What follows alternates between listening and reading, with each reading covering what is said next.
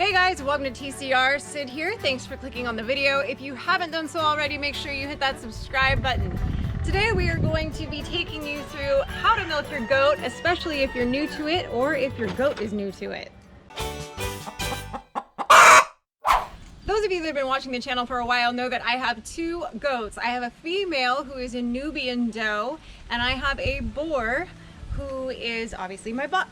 And she started showing signs of pregnancy. Obviously they've been kept together, so that was the hope, that was the goal, was for her to go into a kidding.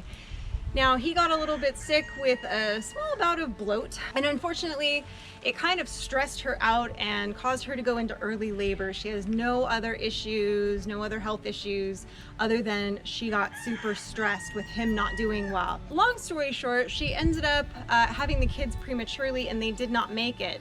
She didn't come into milk right away. It took about 4 or 5 days for her to fully bag. I tried milking her initially after she had the kids prematurely, couldn't get anything out of her for the first few days. So we've been milking now for about a week. Now this is my first foray into goats, this first year with them, this first season of kidding, which obviously it was heartbreaking when she lost those 2 kids, but at least we were able to get some milk out of her now.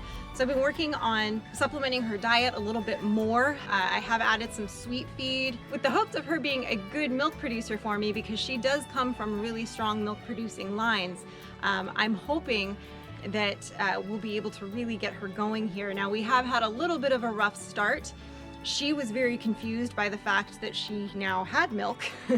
Obviously she didn't know what she was doing, and neither did I.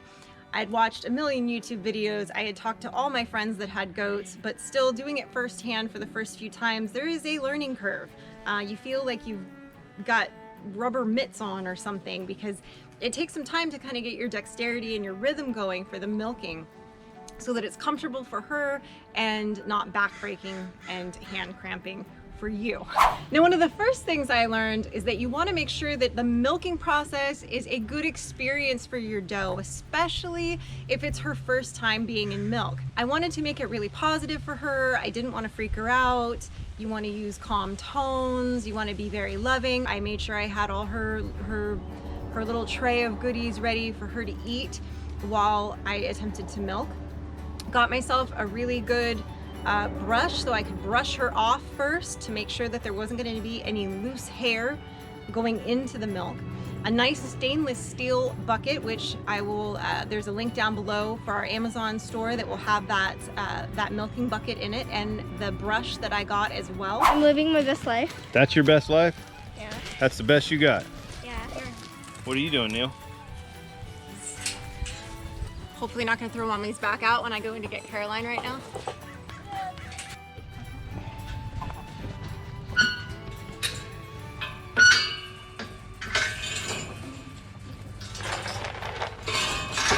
Hey Neil, look at here, buddy. Your treat's back here. Here, Mama. I'll go get it. She's like, I'm getting gypped. Come on, baby.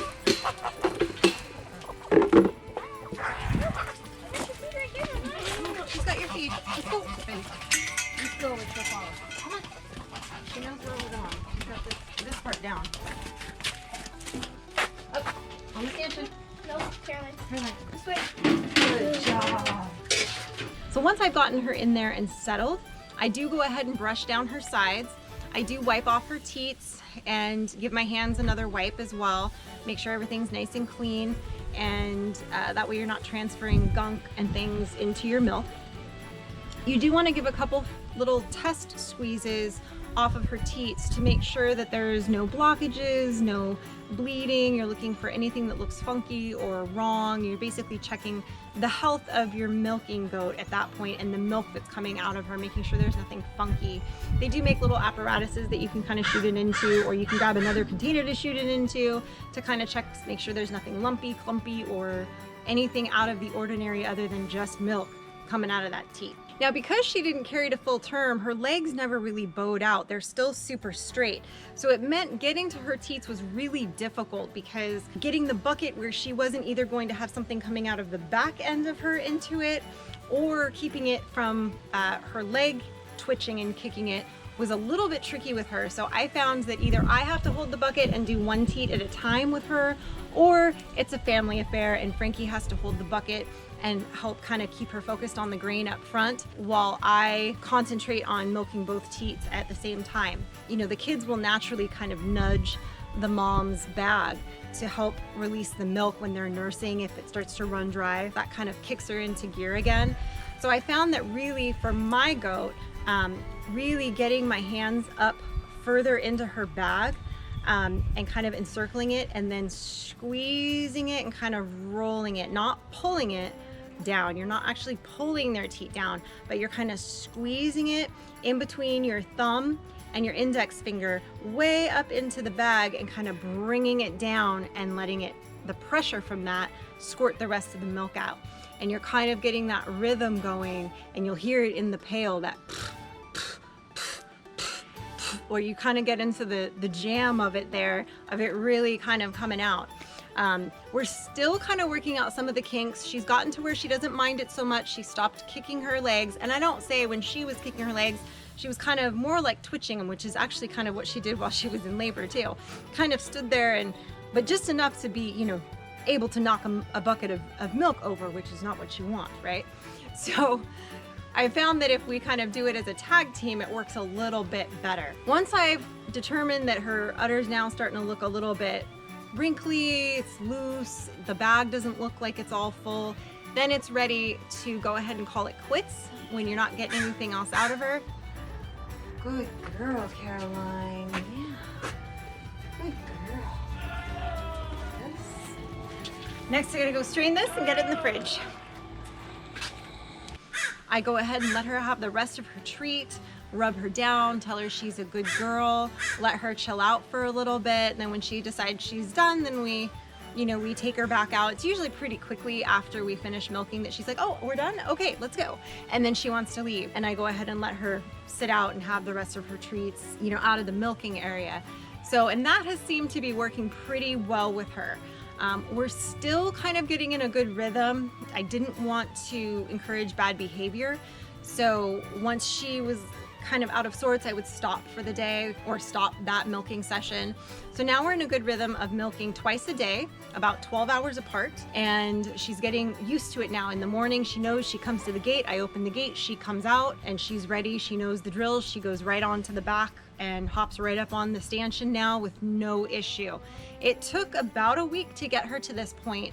I want to say yesterday was really the first day where it really went off without a hitch first thing in the morning, where she just got up, did her thing, and no issues. But in the scheme of things, that's not too bad. I think the biggest thing is just to kind of be patient with your goat, especially if it's their first time, and be patient with yourself if it's your first time, because there's definitely a learning curve. You can watch a million YouTube videos, you can read a million articles, you can look at a million diagrams, you can talk to a million of your friends that have goats, but it's always different when you go to do it yourself. And as us goat owners know, every goat has their own weird little quirks and their own little personality that make them challenging and loving in their own ways. So take that into account when you're working with your goat and trying to figure out what the best way is to get them through this and to teach them how to be a good, calm milking goat. I think that, working with them on a lead early on, especially for your does that you're planning on pulling to milk, is kind of important. It just makes it easier later on for you to be able to separate them and pull them in without a struggle bus pulling up behind you. This weekend is going to be my first time trying to make some cheese with this fresh goat's milk. Having that skill and being able to make one more thing that's here on the farm is always exciting, especially when it's something that we haven't done before or used before. And I'm really looking forward to it. So be on the lookout for that video, because I will be trying my hand at that this weekend. I love the fact that Frankie's able to help me. When you're able to kind of enlist your kids to help you, or enlist your partner or your spouse to help you, it does make the chore go by a little bit more smoothly, and especially when it's something that you haven't done a million times yet, when it's not something that you're super used to doing and you're still kind of trying to get the hang of it. It's nice to have a little bit of an extra hand there, especially if you're not sure, in the case of milking, how your doe is going to react. If she's going to try to kick you, if she's going to try to step in the bucket, all of those all of those little factors that you don't quite take into account right off the bat. You know, when you watch all the videos on YouTube, that never happens. They just milk them and it's perfect, right? No, your goat's gonna try to step in the bucket the first time. Your goats, you know, and then if you move the bucket, don't move the bucket to the back end, because other things will end up in that bucket that you don't want in your milk at all. Trust me. Don't ask me how I know this. Just know that you shouldn't do it. There's always something like that that's gonna happen. Your goat's gonna, like every time she sneezes when I'm milking her, I get startled and I like jump because I don't know why. It startles me because she'll be so quiet just eating and then she'll sneeze or something else and it startles me because you're right there at the back end. Now, if you notice too, I was sitting kind of behind her and putting my arms through her.